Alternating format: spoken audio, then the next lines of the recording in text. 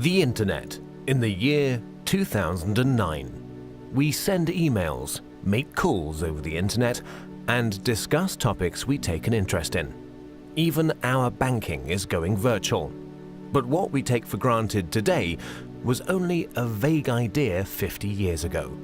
In order to understand how we got this far, let's go back to 1957, when everything began.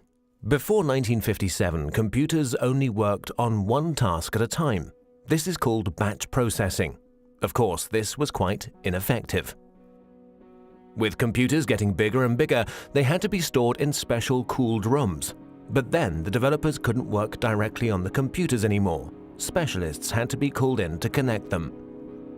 Programming at that time meant a lot of manual work, and the indirect connection to the computers led to a lot of bugs, wasting time and fraying the developers' nerves. The year 1957 marked a big change. A remote connection had to be installed so that the developers could work directly on the computers. At the same time, the idea of time sharing came up. This is the first concept in computer technology to share the processing power of one computer with multiple users.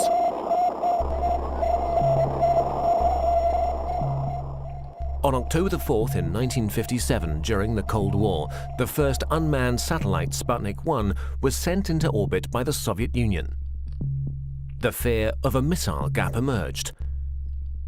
In order to secure America's lead in technology, the US founded the Defense Advanced Research Project Agency in February 1958.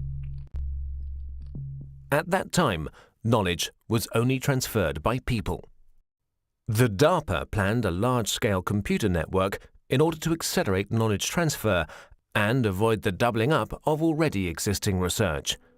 This network would become the ARPANET. Furthermore, 3 other concepts were to be developed, which are fundamental for the history of the Internet. The concept of a military network by the RAND Corporation in America. The commercial network of the National Physical Laboratory in England. And the scientific network Cyclades in France. The scientific, military, and commercial approaches of these concepts are the foundations for our modern Internet. Let's begin with the ARPANET, the most familiar of these networks. Its development began in 1966. Universities were generally quite cautious about sharing their computers. Therefore, small computers were put in front of the mainframe.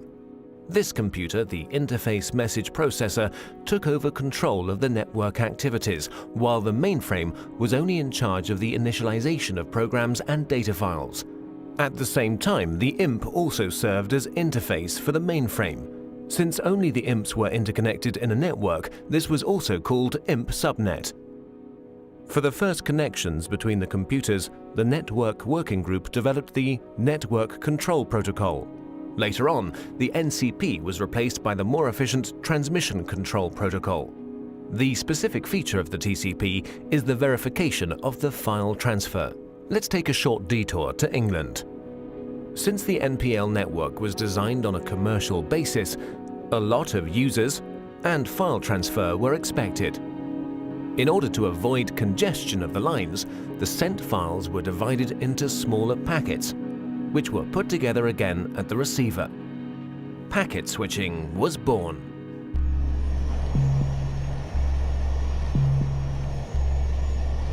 In 1962, American Ferret aircraft discovered middle and long-range missiles in Cuba, which were able to reach the United States. This stoked fear of an atomic conflict. At that time, information systems had a centralized network architecture. To avoid breakdown during an attack, a decentralized network architecture had to be developed, which, in case of loss of a node, would still be operative. Communication still used to work through radio waves. That would have caused problems in case of an atomic attack. The ionosphere would be affected and the long-wave radio waves wouldn't work anymore. Therefore, they had to use direct waves, which, however, don't have a long range. A better solution was the model of a distributed network. Thus, long distances could be covered with a minimum of interference. Another milestone followed with the development of the French network Cyclades. Since Cyclades had a far smaller budget than ARPANET, and thus also fewer nodes, the focus was laid on the communication with other networks. In this way, the term Internet was born. Moreover, Cyclades' concept went further than ARPA's and the MPL's. During communication between sender and receiver, the computers were not to intervene anymore, but simply serve as a transfer node. Cyclades' protocol went through all machines using a physical layer that was implemented into the hardware, providing a direct connection with the receiver, an end-to-end structure. Inspired by the Cyclades network and driven by the incompatibility between the networks, their connection gained in importance everywhere. The phone companies developed the X.25 protocol, which enabled communication through their servers, in exchange for a monthly basic charge, of course. DARPA's transmission control protocol was to connect the computers through gateways. And the International Organization for Standardization designed the OSI reference model.